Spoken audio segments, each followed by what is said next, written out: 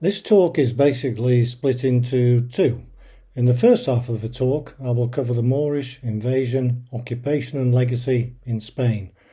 A lot of you will know much about this already, but the historical context is very important before we start to take a look at the life and times of our main protagonist today, Azraq, a Moorish warlord, wazir or caudillo, who lived most of his life in the high mountains of the Marina Alta, which is the area you can see on the map on the left of the screen. Firstly, a little about me and my credentials to give such a talk.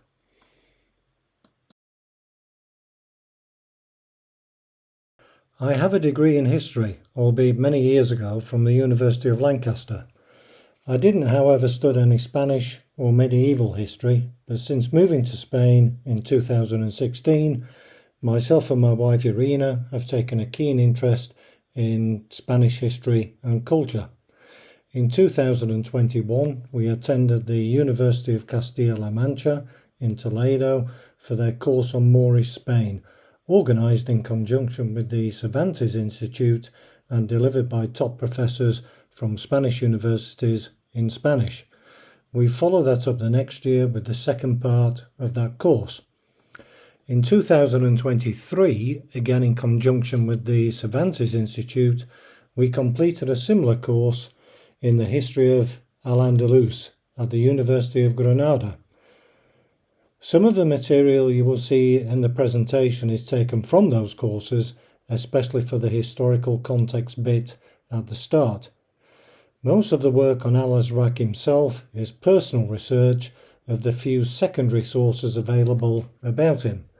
There isn't a lot in English, so it's been quite a journey reading historical accounts of his life in Spanish and even Valenciano.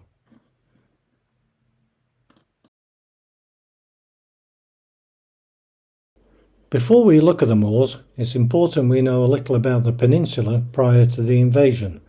One interesting way to approach this is to look at the various names that were given to the region over time. The Phoenicians, one of the first groups to settle the peninsula, named it Ispahan, the land of rabbits. That was mainly because rabbit was a staple food of the local population and was also used in clothing and to adorn clothing as well. The Greeks, active in the region from 500 BC, called it Iberia, probably from the river Ebro or Iberus. From 200 BC to 500 AD, the Romans governed the region and Latinized the Phoenician name and called it Hispania. The Visigoths, who ruled the region prior to the Moor invasion, had a tradition of distributing the lands of conquered regions amongst their nobles. The noble who got Spain in the raffle considered himself very lucky and in Germanic terms called it Land Lus, the lucky land. That later morphed into Al Ándalus. The Visigoths originated from the Black Sea area and after sacking Rome established a capital in Toulouse, but later moved that to Toledo. Whilst in the Land Lus, they converted to Roman Catholic. They never integrated with the local Ibero-Romano population and a little like the English invasion of Ireland were seen as an occupying military and governing force. There was no mass Visigoth migration to Spain. The term Moor originates from the Latin Mauri, describing the area called Mauritania, which runs from Algeria along the north of Africa to the Atlantic coast. I don't like to use the term Muslim, as it implies there was a religious motive for the invasion, which there was not. Arab is a description of people from a higher social class from the Arabian Peninsula. Early phases of the invasion were led by Arabs, with a North African or Moorish contingent of foot soldiers. In later centuries, however, the North African influence became more dominant.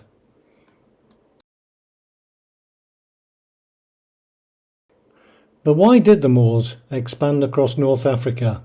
Our conventional image is that Islam was a violent, aggressive movement aimed at world domination. In reality, military conquest normally followed after trade was established.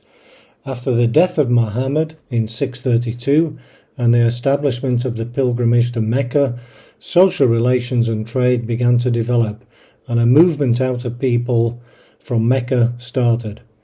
Across North Africa, the only real military aspect was the struggle against Roman Byzantium and the seizure of Carthage in 698 and Tangier in 708. Virtually everywhere the Muslims went, the people regarded them as fair and just and an upgrade on the previous rulers.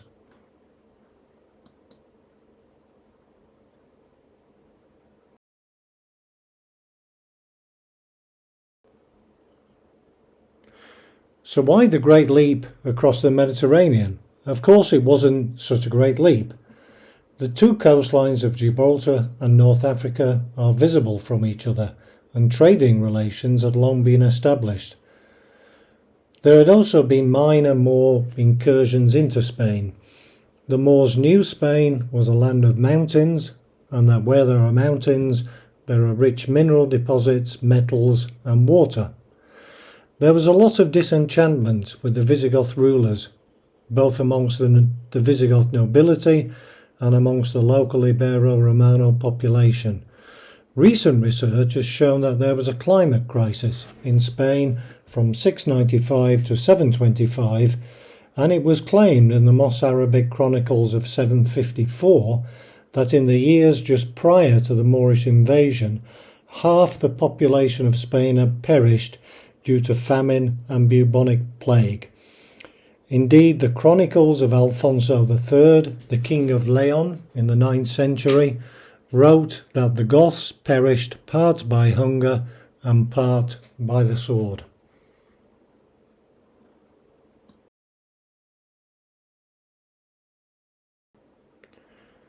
Onto the invasion itself, Tariq ibn Ziyad invaded with a force of 7,000 mainly Berber tribesmen and defeated a 33,000 strong Visigoth force.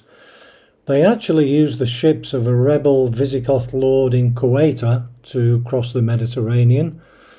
There are various estimates of the forces. Moorish accounts of the time talked of a 100,000 strong Visigoth army. Gibraltar as we know it today means Mountain of Tariq in Arabic. If you read most accounts of the invasion, you will be told that the Visigoths lost at the Battle of Guadalete. However, research by military historians in the last year suggests that the battle took place much closer to the coast at Fasinas, close to Algeciras and some 100 kilometres from Guadalete. King Rodrigo of the Visigoths was betrayed by his own nobles who switched sides during the battle. The next year in 712 a more serious force arrived. An Arab-led 18,000 strong army landed and both armies embarked on their journey north. By 718 only Asturias, Cantabria and the Basque country was still under Christian rule.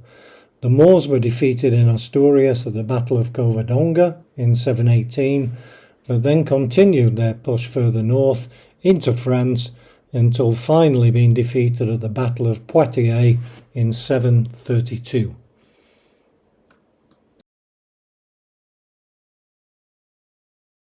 But how were they able to move so fast? Firstly, they could thank the Romans and the fine network of roads that they left behind. The Moors had a large cavalry force, and from Persia they'd taken the stirrup, enabling them to ride quicker, further, and with more comfort. They were largely welcomed by the indigenous population, who had no loyalty at all to the Visigoths. As for the Visigoths themselves, they were divided. Their leaders were largely extinguished in the early battles, and so they preferred peace treaties and vassalage to fighting.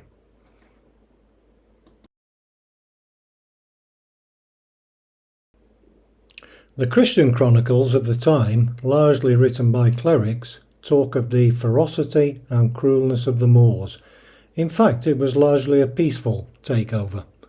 One contemporary source is the Treaty of Tudmia, signed in Orihuela in 713, where the Moors were allowed to peacefully take over the regions of Alicante and Murcia, and Christians and Jews there could live peacefully as long as they paid a tax. There were other such treaties across the country. Some non-Muslims saw the benefit of converting. Those who didn't were, under the Quran, given certain freedoms as long as they paid the tax. They were known as al-Kitab, or people of the book. A very strict social hierarchy existed. First place Arabs, second Berbers, third converts, fourthly Christians and Jews, and in fifth place slaves.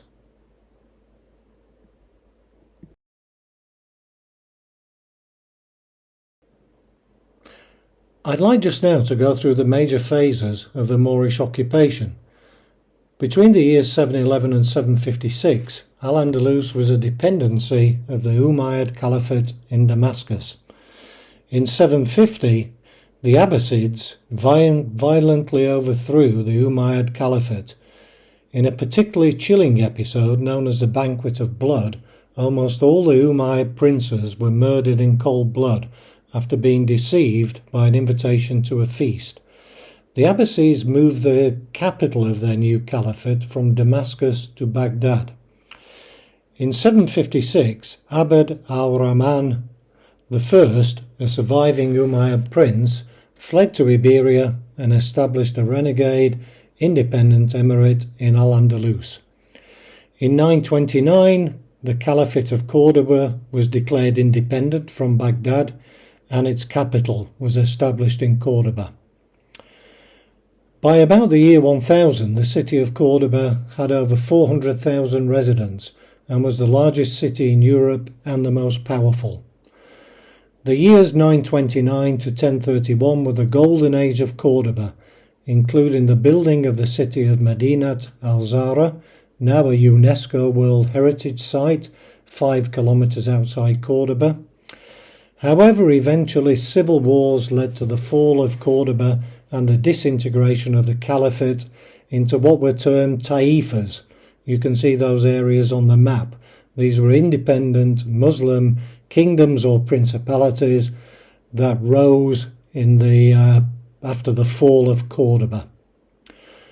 Toledo was taken by the Christians in 1085, which then prompted a more extreme group called the Almoravids to invade. Then later the even more extreme Almohades invaded and forced the Christians back. Quite often, Moorish warlords allied with Christians to fight each other. The time of the Taifas was a time of great turbulence and a time of land grab by the individual kingdoms and principalities.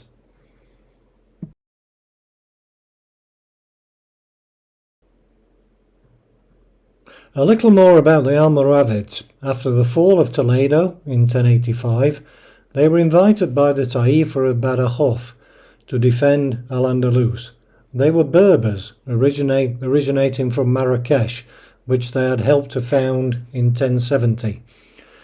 They defeated the Christian forces at Sagrajas in 1086. They were part of a religious movement called Murabitun, which meant ready for battle, and by 1094 they'd annexed most of the independent Taifas. I think it's fair to say there was less religious tolerance under the Almoravids, and indeed many Christians at this time left Al Andalus and moved back to the Christian kingdoms. Then, in 1147, another North African civil war led to the downfall of the Almoravids and the rise of the Almohades.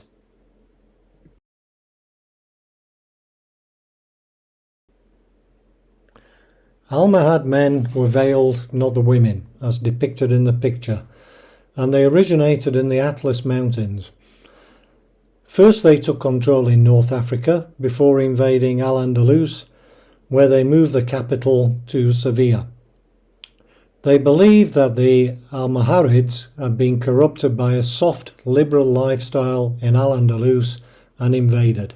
In Sevilla, they built the Giralda Tower, a direct copy of the Kutabiyya in Marrakesh. You can see the two side by side in the picture on the screen. They began the construction of the Alcazar in Seville. In 1212, however, they lost a key battle to the Christian forces, a medieval NATO-style alliance of Castilla, Navarra, Aragon, Portugal, supported by crusaders and other military orders with the backing of the Pope. This was the famous Battle of Las Navas Tolosa. It was the beginning of the end as the country plunged into civil war.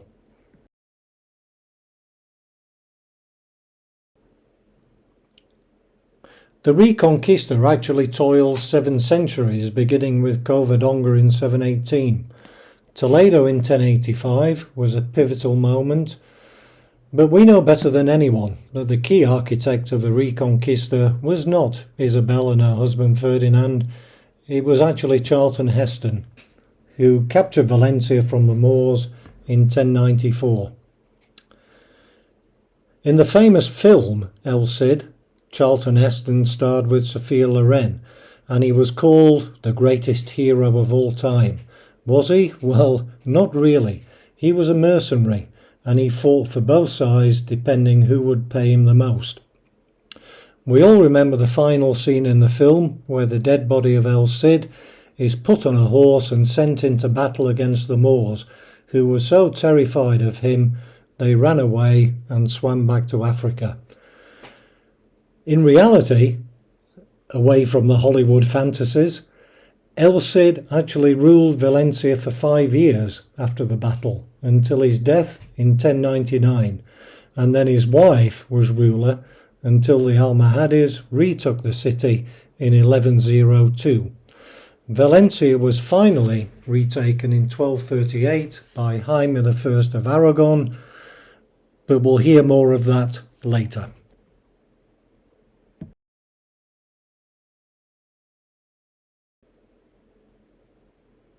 The Battle of Las Navas Tolosa in 1212 was pivotal in the Christian advance.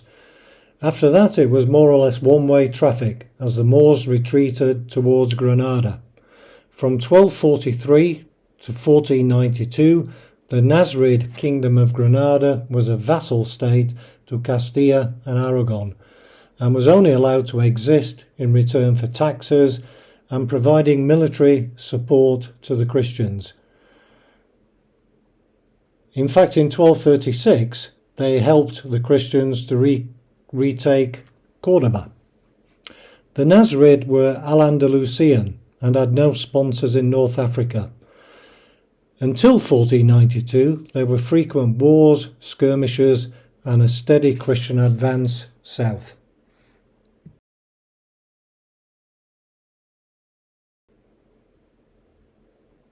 On the wall of the Spanish Senate in Madrid hangs the famous painting by Francisco Pradilla, painted in 1882, The Rendition of Granada, 1492, the final surrender.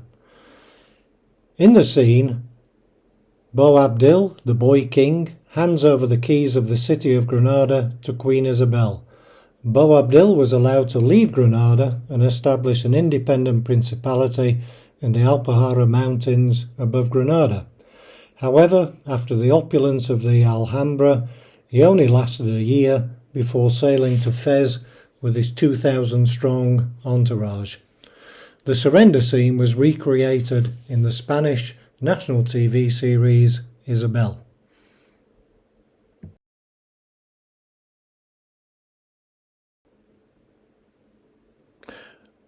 What you do not see in that film is, as Isabel is receiving the keys from Boabdil, Ferdinand is at the same time slipping him a brown envelope with 15,000 gold pieces, which is about 6 billion euros in today's money. It was indeed the sale of the century rather than a simple surrender. Close to Granada is the Pass of the Sigh of the Moor, El Suspiro del Moro, which lies between the city and the coast on the motorway. Called such because there Boabdil turned and looked at Granada and wept as he left. His mother then came out with the immortal lines, "Do not cry like a child for what you could not keep as a man."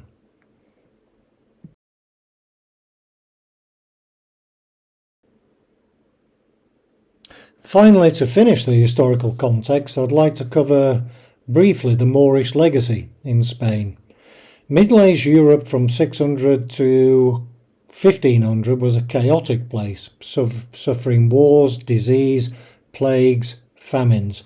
The population generally reduced by 25%, land cultivation was reduced, urban life declined, long-distance trade routes disappeared, and there was a general decline in literacy and scientific and intellectual knowledge.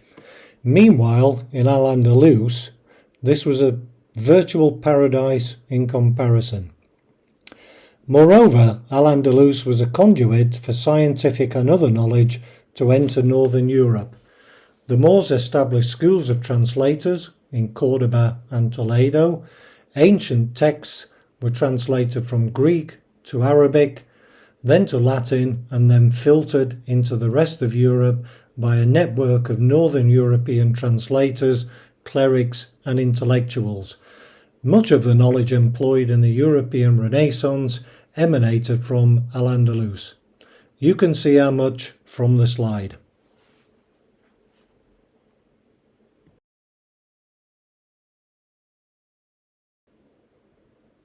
I'd like to focus on one area in particular which we can all see around us, and that is architecture.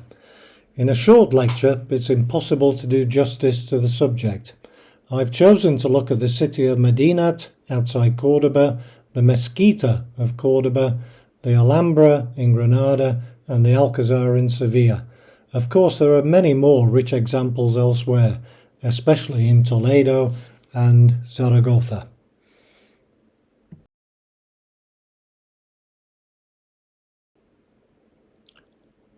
We first stumbled across Madinat al-Zahra on our first visit to Cordoba in 2016. It's about 5 kilometres outside the city and has an impressive visitor centre and archaeological site. It was declared a UNESCO World Heritage Site in 2018. It was built in the 10th century by Abd al-Rahman III, the Caliph of Cordoba. It was pure theatre designed to display the power of the largest and most powerful city in Europe. Ambassadors would arrive from all over the Mediterranean world and Northern Europe to pay homage to the Caliph, to bring him exotic gifts and to curry his favour.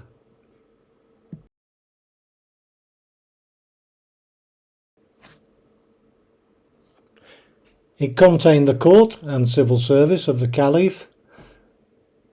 One of the largest libraries in the world was in Cordoba, with texts from ancient Greek and Latin translated to Arabic. The city hosted several mosques.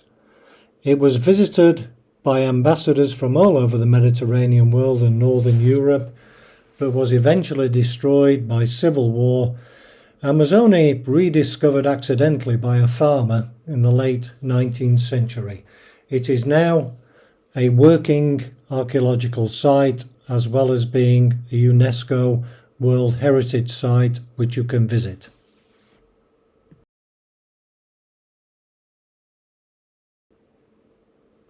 If there is one building in Spain that captures its rich architectural history, it is the Mezquita in Cordoba. Firstly, a Roman temple, a Visigoth church, a 4-stage Islamic mezquita, and finally, a Renaissance-style cathedral nave was implanted inside the mezquita. One wonders what could be there next.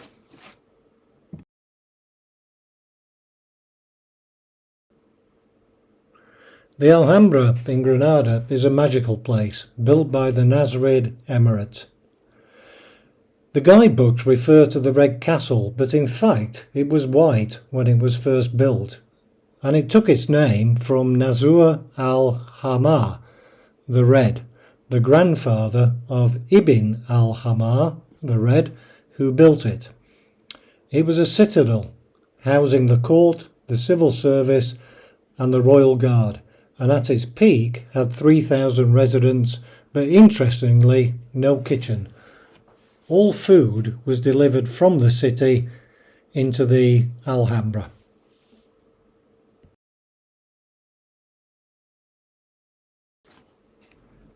In a similar vein, the Alcazar in Sevilla was originally a Visigoth church, then converted to a military building by the Cordoba Caliphate. Development of the Alcazar was started in 1050 by the Almohades, who made Sevilla their capital, but much of the work that you can see today was completed by Christians after the reconquest of Sevilla in 1248. It is what is known as the Mudéjar style.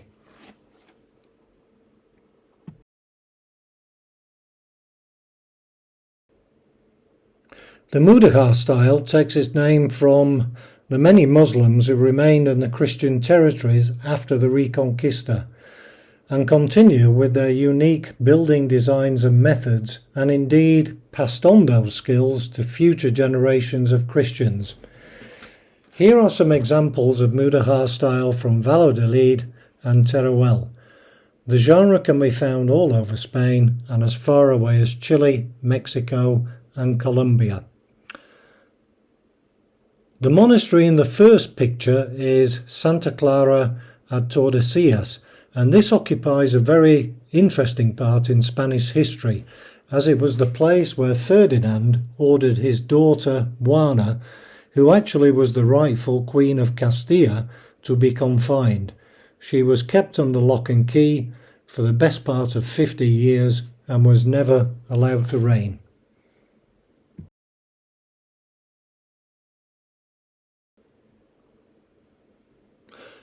One thing we always call Islamic is the famous horseshoe arch, but just take a look at the picture on the right, which is from the 7th century Visigoth church at Santa Maria de Melque near Toledo, which was built 100 years before the Moorish invasion. The horseshoe arch probably originated in Persia and was taken from there by the Romans. Then the Visigoths saw it in the Roman Empire, imported it into Spain, and the Moors possibly took it from their incursions into Persia or took it from the Visigoths in Spain.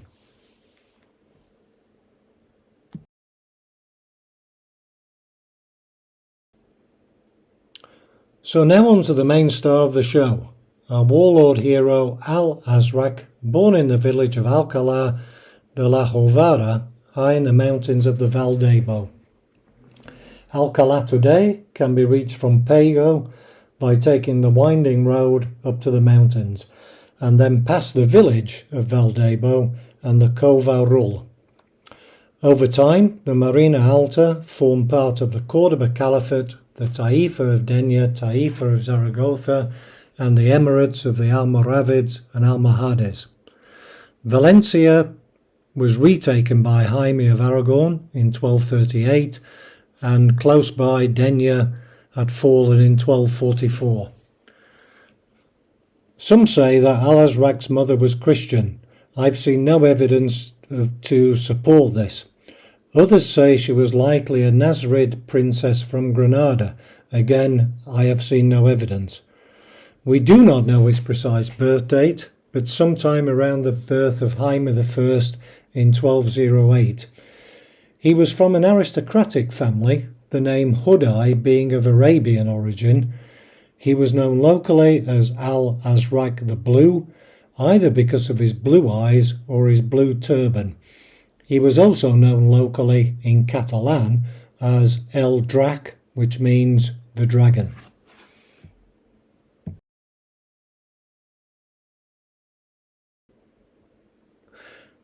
On the slide is the basic area he controlled over time. It is difficult to access even today with modern roads. 1,000 years ago it was virtually impassable. It was, however, a rich land with natural resources, water, agriculture in the terraces that the Moors built, and the rice fields at Pego. It was a self-sufficient stronghold. Lots of local villages still bear the prefix Beni in the name, which is Berber for son of. So places like Beni Arbej, Beni Chembla, Beni Dolej, and even Beni Dorm. 15,000 Muslims lived and worked in the area, and Al Azraq had a network of 18 castles plus watchtowers which controlled the inland routes to Hativa, Alcoy, and the routes from Valencia to Murcia.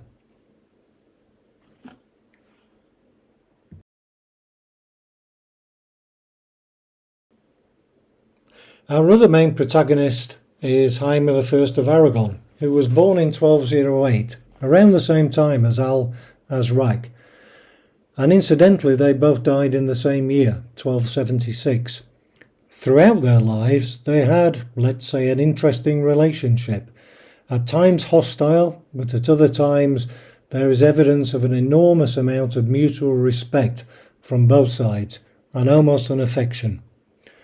Jaime is the longest reigning Iberian monarch, though the first years of his reign from 1213 were under a regency. When he finally assumed the throne fully, he started his crusade and he retook the Balearic Islands in 1232. You can see from the map he gradually made his way south, capturing key strongholds which controlled the surrounding lands and population. In 1238, he took Valencia on October the 9th, a day that we now celebrate locally as the Day of Valencia. On his statue in the Plaza Alfonso in Valencia, it is written, "He entered victorious in Valencia, liberating it from the Muslim yoke." Once Valencia was taken, he could move south to Alicante and Murcia, but that actually took him 6 years, as a very powerful adversary with a unique network of fortifications stood in his way.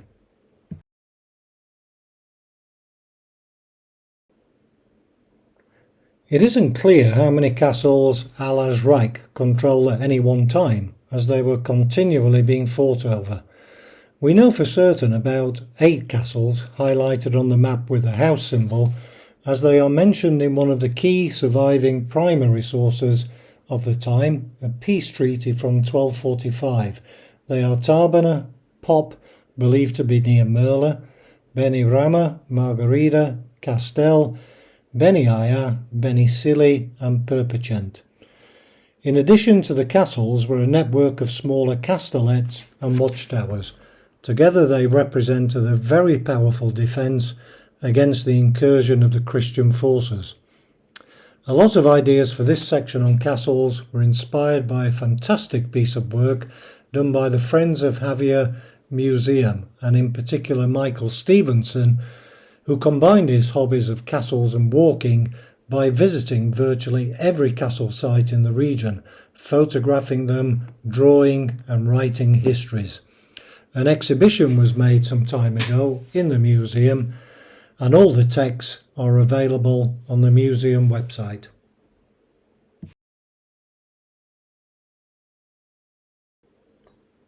Despite being a mountainous area, there are several approaches into it, but they were exceptionally well guarded. Firstly, a potential attack from the sea, which you can see on the left. The Aragonese had a very powerful navy due to their relationship with the Mediterranean and particularly the islands of Mallorca, Menorca and Ibiza. So an attack from the sea via Olivar was quite likely. The watchtower at Forna was the first line of defence, but then to reach the ultimate headquarters of Al Azraq in Alcalá, the invaders would have to climb significantly and go past the castle at Benirama at 236 metres and Benicilli at 516. The most popular route from Valencia to the south was via Alcoy, along what we know today as the A7 motorway. This was actually an old Roman road, the Via Augusta, and ran eventually to Cadiz. But what was wrong with what is now the AP7, so a route along the coast, you might ask? Well, the autopista today is a marvellous feat of engineering with lots of tunnels and bridges. So without those, in the Middle Ages, it was quite an impassable route, with the mountains around the Bernia and the Mascarat blocking it, and it was very open to attack from the sea. If you look at the map on the right, you will see that to reach Alcalá from Alcoy, any invaders would have to pass by Planes and Margarida and through very mountainous areas.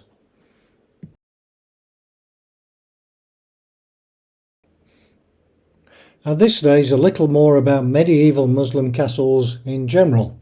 The castle was central to an administrative district and responsible for protecting the population so that they could grow food, produce goods, and, of course, pay taxes. At the very top of the castle was a military square known as a Seleucia or Palatina. Lower down was an area for the civilian population and their animals to take shelter, the Al-Bakar. Early castles were constructed using a compacted mix of mud and ballast known as taipal, using wooden frames to shape and compact the materials. These were quick and easy and cheap to build, but ultimately they couldn't withstand the Aragonese guns and cannons from the 14th century.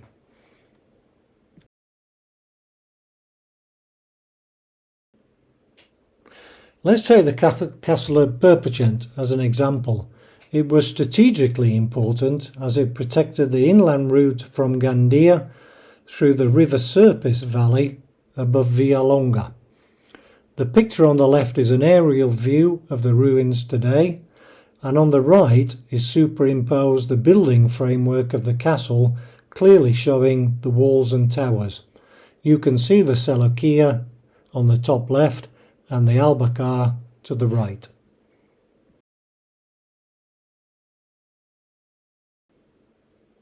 Finally, a plan of the castle showing clearly the areas, the Palatina at the top and the large Al-Bakar below to the right.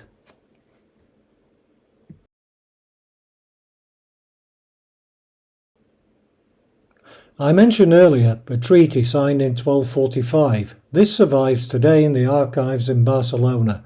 It was called the Treaty of the Wells and was signed in Alcalá de la Jornada, April 16th, 1245. Both sides needed a truce. Jaime's attacks on the mountains were making little progress, and he was under increasing pressure from the French threat to the north of Aragon. The Moorish side was in an equally difficult position. Denia had been retaken in 1244 and Xàtiva had fallen. No help for Azraq would be forthcoming from Granada or from North Africa. Jaime sent his son Alfonso with a group of nobles to Alcalá de la Jornada to meet Azraq. The negotiations actually lasted several days, and apparently there was a lot of festivity until the agreement was finally made. The treaty was formed in two languages, Aragonese and Arabic. However, it does appear they were not direct translations. The Aragonese version talks about Azraq being a vassal of Alfonso, whereas in the Arabic version the word vassal, or its equivalent, never appears. Also, the dates on both versions are different, and it has been suggested that the Arabic version was added later as an addendum. In the agreement, Alfonso took over the castles of Tarbana and Pop for himself with all the income from those. Within 3 years, Azraq was supposed to hand over a further 4 castles at Benirama, Margarida, Castel and Beniaya. He was allowed to keep Benicili and Perpechent, but as a vassal of Alfonso and with an income split of 50-50.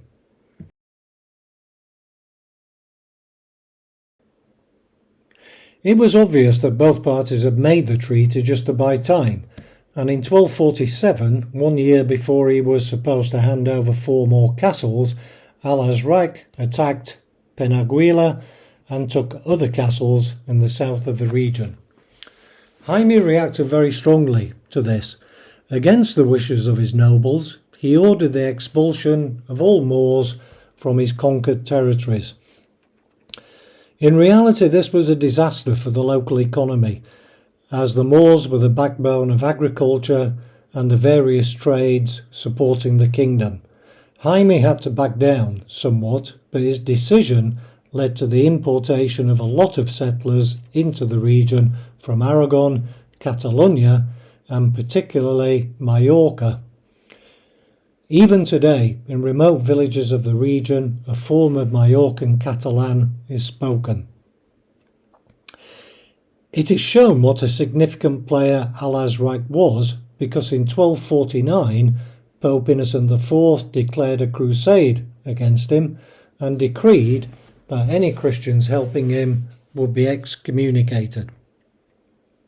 One more interesting moment during this time was that on March the 10th, 1250, Azraq wrote a letter to Jaime's second wife, Yolanda of Hungary, in which he proposed that diplomatic relations be established. Again, this letter survives in the archives in Barcelona. It is very polite and respectful.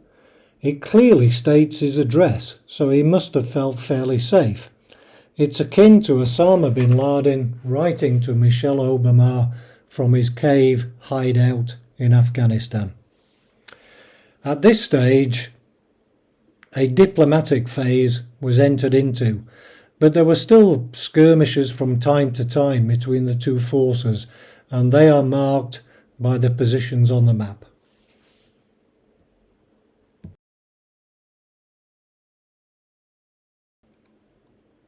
Now a different Alfonso enters the story, the son-in-law of Jaime, Alfonso of Castile. As the Moorish territories broke up during the Reconquista, the different Christian kingdoms often fought over the spoils, and Aragon and Castile were actually on the brink of war between 1252 and 1256. Alfonso proposed to meet Azraq in Alicante in 1254. Alfonso asked Azraq if he liked to hunt, and he replied that yes, he'd like to hunt the castles of the King of Aragon, a phrase that came back to haunt him later. The Treaty of Almizra between Castilla and Aragon divided the region into spheres of influence and ended any possible cooperation between Alfonso and Azraq. It is clear that Alfonso was using this meeting with Azraq purely for leverage against Jaime.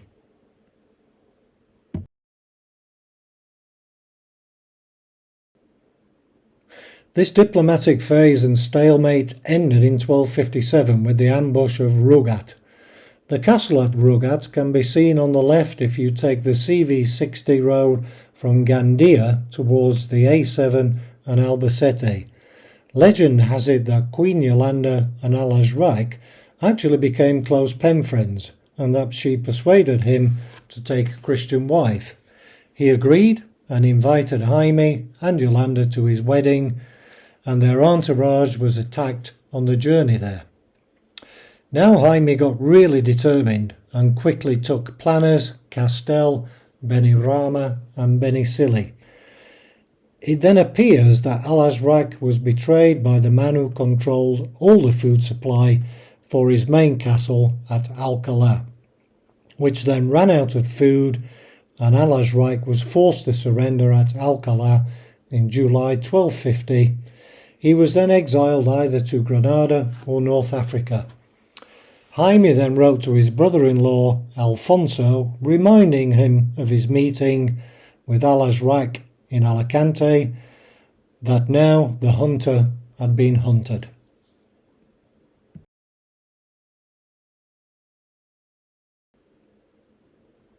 However, our story does not end there. Muslim resistance to the Christian advance continued. There was a large Muslim revolt in Murcia in 1260. There is no evidence that Azraq took part in that. What we do know is that in 1275 there was another Almohade incursion into Spain from North Africa, and it seems that Azraq joined that fight. In 1276 he marched an army on Alcoy, but was defeated and killed at the Battle of Alcoy, 23rd of April 1276. At one stage he appeared to be winning the battle, but the Christian forces were saved by the intervention of San Jordi or St. George, which is depicted on a famous mural on the wall of the Church of San Jordi in Alcoy. You can see that top right on the slide. Jaime remarked after the battle, recalling once again Al-Azraq's meeting with Alfonso of Castile, that in the end Jaime himself proved to be the better hunter in the long run. The battle is reenacted each April in the Moors and Christians festival in Alcoy, said to be one of the finest in Spain. Al-Azraq died on the 23rd of April, but on the 27th of July 1276, just a few months later, Jaime I died, almost as if he couldn't live without his lifelong adversary. Thank you for your attention.